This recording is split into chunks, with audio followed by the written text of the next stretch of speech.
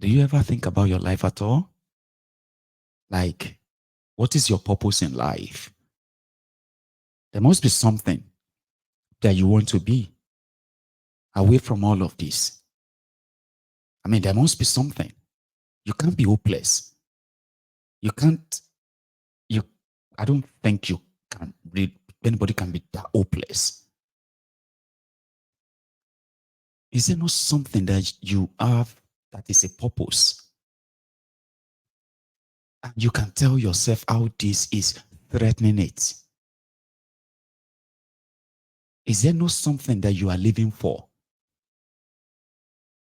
that will soon be taken away from you? I mean, I'm trying to kind of study this, but I just thought I should ask. But let's go back to the streets where the suffering and smiling is evident. Meanwhile, that's even like, I told you I was going to replay that audio that I played earlier. Let me replay it. Take a listen. Bros, they show us. The question is this: what is the primary objective? Nedium asked a very important question, and I think that is the question in the heart and mind of Nigerians. What is the objective of this government? What is it trying to achieve? What is the primary objective of this government? Let us understand. Let us understand. People are suffering. People are suffering. Oh, I should have asked Nedium. Nedium, please request the mic. Are you there? Nedium, please request the mic again, if you can hear me. I can't see you. I need to ask you one last question before you go. Big Daddy, the primary objective is to show everybody pepper. Even don't increase money. Yusuf, I have asked people that I don't want sarcasm. This is not a space to be sarcastic. I don't want sarcasm. I want reality. We are talking about reality. We are not here to play politics. No, tell it from the bottom of your heart. Nedium, one last question I want to ask you. And I want you to be 100% honest. Okay. What have you achieved, or what have you enjoyed? What positive thing have you seen since the coming of this administration? Tell me. Okay. I'm a Christian, and I so much believe in life after death. I must to be sincere with you, and I must answer you with all sincerity from the bottom of my heart.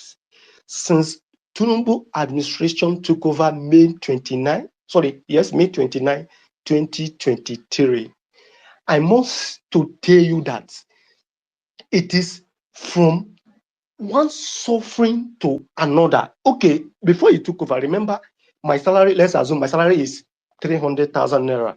Then immediately he took over, subsidy is gone issue. Let's assume you have a car, a pump price have now, a fuel price have now jumped from 100 and something naira to what? To 600. Then I'm putting this question back to you. Let's start with just only that aspect, that sector. There's somebody who is not earning 300,000 naira a month, filling his tank maybe at the rate of 16,000, 15,000, or as the case may be. Now jump to 30 something to 40,000 naira to fill up your tank. And remember, this may not last you for 1 month, and this is just for fuel alone. Then immediately after that, just after 1 month or 2 months, things started going up. For instance, now your feedings, maybe a family of 2 or 3 or 4, maybe every week, maybe you budgeted like 15K or 20K. Now, because everybody's increasing things, everybody want to meet up with the purchasing and all. Everything that go up, your purchasing this thing have also increased. So in all sincerity, I must tell you from the bottom of my heart, no, let Nigeria say the truth. Whether you are APC or anything you belong to, say the truth for God's sake. No Nigeria can come out and tell me, except people who this government, maybe they have jobless, government now start engage them in one way to other in terms of salary, engage them as an advisor or a minister. So I decided to bring it back. That's the feeling.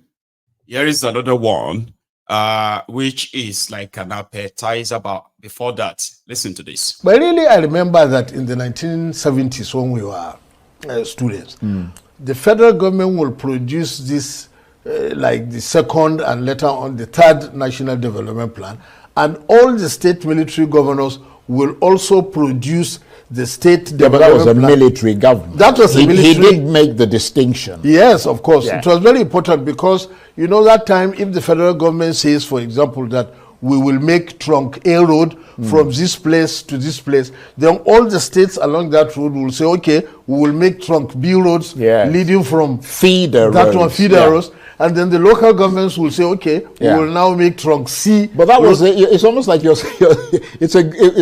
was one of the positive things, if I might say that, about military government. Of course, but as you can see what is happening now in civilian government, there is absolutely no plan at all. Well, there's no cooperation. No cooperation. States will sit there, every delegation will come and beg the governor, please, we want this. Then he will check his records that I won election in that area, or I want to win election in that area. So I will just promise. It's not in the budget, not to talk of in the plan. So possibly the political situation set up now is not conducive for development planning, which is a tragedy. Yes, because in fact, I mean, to further support the point that you're making, some of the huge developments, infrastructural developments in this country took place during that There's period. no doubt about that. The first, second, and the third national I mean, development all those plan, flyovers in Lagos, the building of the oil Abuja, refineries, the depots, Yeah. the highways, the airports, the oil refineries, the ports and airports. Because what you have left now are a bunch of thieves. The military build a system that the civilian are currently milking, which is paving way for this road, pathway to poverty. But it's true, history. Third mainland bridge was built by the military. All of the refineries in Nigeria were built by the military. When the military were in charge, Obasanjo built Niger Dock. Nigeria was building ships. Nigeria has hangars where planes were being fixed inside Nigeria. Brand new ships were being built inside Nigeria. Nigeria was refining our own crude oil, producing all the needed content and all that from the same crude oil under the military. But when it comes to these Jegudu Jera criminals, or more, they are like those that they will eat the plate. I mean, they will eat the food and eat the pot. Bunch of criminals, and all they have to do is to make sure that as they are destroying it, they are giving the military their share. Maybe not this kind of military, because these ones are now businessmen, billionaire military men, and all that. It's all messed up. Oh God! And when what do you call him? You remember Buba Galadima? This one is trending. I have nothing new to say. People are hungry. Let them die. It's their fault. Yeah, I'm supporting Tinubu 100%. You're supporting Tinubu. 100% to deal with Nigerians. Jeez. People like you. So that when next election comes, I will now see whether when people bring money, you will vote for them. Or you will do your conscience.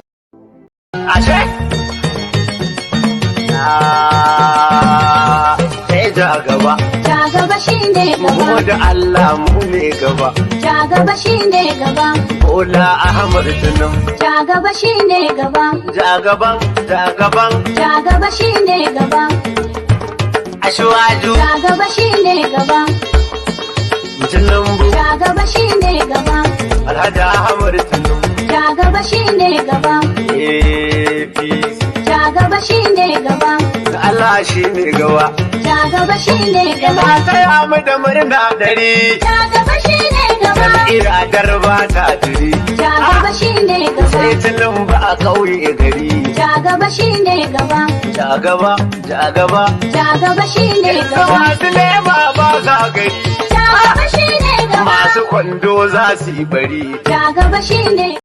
Ne gaba, a gaban, ja gaba shine gaban. Because somebody said something that I want to play for you now. But before I do that, you can tell, if you ask them, what is their plan? They have none other than grab whatever they can see to grab and run with it. You will see Shege. Shege will see you. And somehow, even though it won't work, you will call on God. God punish Shege and God bless me. I see Shege, Shege see you. You know, that kind of a feeling. When Tifnubu is done with all of you, all of us, because in this case, now everybody go collect, so we shouldn't be pointing. We see one true emperor, I know say you are like a Buba Galadima, made them die. You have no empathy for their foolishness in that place, because they will do it again, we know. I made them die. But now all of us could still feel and maybe not all of us will be in public with it. But for this man, they have learned their lesson. Next time, they are going to see this way. This one is saying that they are going to vote for shitty man. Chief Numbu has failed them and disappointed them. They are suffering, they are dying. So they are going to vote for shitty man. And if APC delegates fail to give them shitty man, they will ensure that they don't go smell anything APC in the north. Oh yeah, now. Igba Kejele Dumare. Stevie Wonder. Now who signed the speaker? Ahmed. I think I'm going to call on Ahmed to help me. Those of you who understand that I've already interpreted, okay? But yeah, that's what he's saying in this video, okay? Let somebody help me further in the comment section.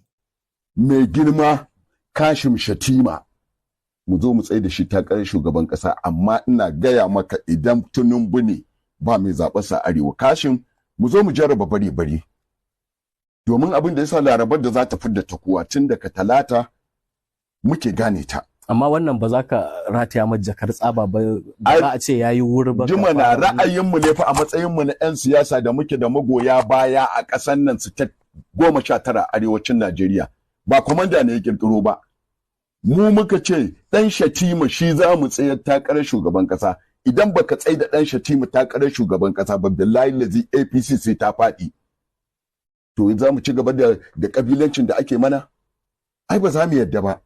Shi isa mutane wannan ra'ayi ne na Arewa Media Group da al'ummar Arewa waɗanda suke goyon bayan Arewa Media Group suke goyon bayan kwamanda. Dan Shatima muke so 2027 tsaya takarar shugaban kasa. Kuma muna faɗa wa delegate, muna faɗa waɗannan gwamnonin da ba su da amfani domin ku ne da delegate. Wallahi mutukar ba ku tsaye mana da kashin ba, to ba za mu APC ba. Domin babu saukakkiya a cikin siyasan nan. Ko babu wacce aka haife ta tare da mu. Ra'ayi ne muka ga ya dace za mu yi saboda wasu al'umma. Amma komanda mu kalli tsawon lokacin da shi Olenye, Yaya Bello, Olenye, Yaya Bello, 80.2 billion, you squander RAM, 1.1 billion, just for school fees, God go punish you, Ogun go kill you, Ole Buruku, Ole Werenye, Olenye, Yaya Bello, Olenye, Yaya Bello, Olenye. This is not the Ahmed Bola Tinubu I know. Since 1992 when I encounter you, I don't think this is the Ahmed Bola Tinubu I know. That calls me his friend and I call him my friend. And calls me my son and I call him my father. This is not the Ahmed Bola Tinubu I know. Ekalo boko tubo dugare bebe. Ebikite buayima. Esi buba. This is not the Ahmed. Esi kupa. I'm still trying to get the meaning of that.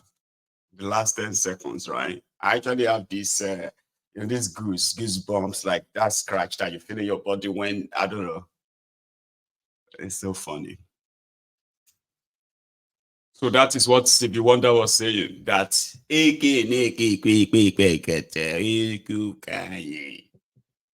meaning, we will never do this mistake. We will never make this mistake again. You will make it again. There's nothing you're going to do about it. I promise you. Then he suggested Shitty Man. Anyway, that is that on what people are currently expressing due to the hardship. Well, you see this lady has something to say, just like the man you listened to prior. The truth is that we're back to square one. We have always been told a lie about the issues around fuel, subsidy, and petroleum availability in the country.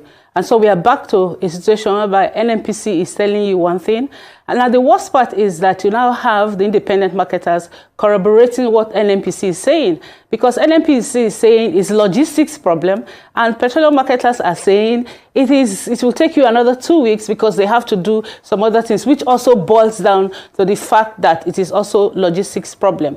So the fact of the matter is that we are supposed to be #1 crude oil producing country in Africa, and yet we don't have access to the finished product. So you have a situation whereby we have 4 refineries in the country that is supposed, by the way, to produce 450,000 barrels per day, that when you refine into all the products, you are supposed to get over 70 million liters of petrol that is supposed to meet our domestic need of the country. Last year, you had this back and forth. People were saying 65, people were saying 40 million liters domestic consumption per day. But I tell you, if we had our 4 refineries working optimally, we will produce about 70 million liters per day that would have met our domestic consumption and be enough for us to export. So the truth of the matter is that we have been told a lie for a very long time, and we have been so comfortable in that lie that it is all about logistics. But the truth is that we have failed in making our infrastructure work. We have failed in meeting the needs of the country, and we have failed to make Nigerians benefit from the natural resources that all of us should have access to. The truth is, how many times would they tell you before you know that Nigeria is not for you? Now they never leave you. They have left you behind. Photo, not be juju be that. Sorry, oh. May God not allow them, make them kill you. 70 years old man. Oh. Now you mumu na too much. You be mumu. You think say they wise. How many times? Back to square one and continue to live the lie. I'm talking about lies. I don't know how many of us will believe this, but I kind of want to believe it. When this man popped up on AIT program, and they said he's the guy in charge of the Interpol Nigeria. When you have Interpol Nigeria, it simply means that they are connected with Interpol all over the world. 2 years ago, Nigeria, almost 3 years now, Nigeria kidnapped the leader of the IPOB, Mazi, Nnamdi Kanu, in Kenya under a trumped-up lies. The Kenya government said they did not know that they were lied to, and because of that, they had to give him up to the Malami kidnapping ring and Ifeanyi Uba and their gang, who all worked together to bring Nnamdi Kanu back to Nigeria, drugged, unaware of anything. After 5 to 7 days in the custody of the Kenyan authority, Kenya secret police that they used in arresting him, and then drugging him and kidnapping him from Kenya with no diplomatic or whatever, anything at all. But yeah, violating the international laws, breaking that to commit kidnapping. So, but they told Nigerians that this was done by the Interpol in Kenya, possibly with the collaboration of their Nigerian counterparts. We were made to believe that Nnamdi Kanu was declared wanted. But this man have a lot to say on this. But like I said, I don't know if I should believe him or not. I kind of want to. Let's watch together. AIG, there are not a few who believe that the pace at which the Interpol International and Interpol Nigeria are working is quite interesting. They point to the fact that Nnamdi Kanu, the leader of the proscribed group, IPOB, it didn't take long for them to grab him from the same Kenya and get him down to Nigeria, and he's facing justice now. That's why is this like a case of we are following process, diplomatic channels, etc., etc. Believe me, I want to tell you, I don't know what you are talking about. All I know... You seem not to know exactly what we are talking about here. No. You are bringing an issue that Interpol is not aware of. You know, let me define the role of Interpol so that you can understand. Interpol is an international police organization that assists law enforcement agencies within the 196 countries to look for a fugitive that runs or is hiding. And if you look at all the other fugitives that are brought to face justice in Nigeria, they have the link, those who are involved with Interpol. So I don't know I don't want to talk about issue of Kanu, who brought him back to Nigeria. I'm not aware how he was brought back to Nigeria or how he came into Nigeria. Interpol is not aware. We stated this long time ago, and we made it categorically clear. So it's not a question. There are what we call police-to-police relationship, international police cooperation. Another police, it does not necessarily bring Interpol. If one police and another exchange a suspect is running from them, they can have an international police cooperation that out of the scope of Interpol. But however, if a notice is given to an individual, like blue notices, when the inmates in Kuje prison escaped, we did a biometric capture of those suspects, and we shared it with international communities. We shared it with our law enforcement agencies. Many of them were re-apprehended because we have their biometrics. Now, in the issue of red notice, where a red notice is issued under the federal court that issued that notice of arrest, that is warrant of arrest for such international, it will go to the Interpol, we'll process it, we'll look at it, we'll look at the charges, and then we'll issue a red notice. On that red notice, we bring back the culprit to face justice because all the 196 countries will be looking for that individual. Would sincerely like to thank you, retired Assistant Inspector General of Police, Garba Umar, who is currently the Vice President of Interpol Africa region. Because there is no record on the Interpol's website, one, that Nnamdi Kanu is wanted by Nigeria.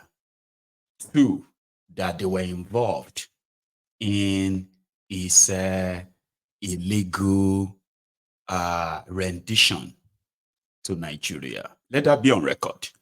So that when people want to really bring justice on this case of Mazi, Nnamdi Kanu, when they are piling up all their evidence and going after Buhari, Malami, and many others, and some of the lies they told the media just to illegally commit international crime against one man.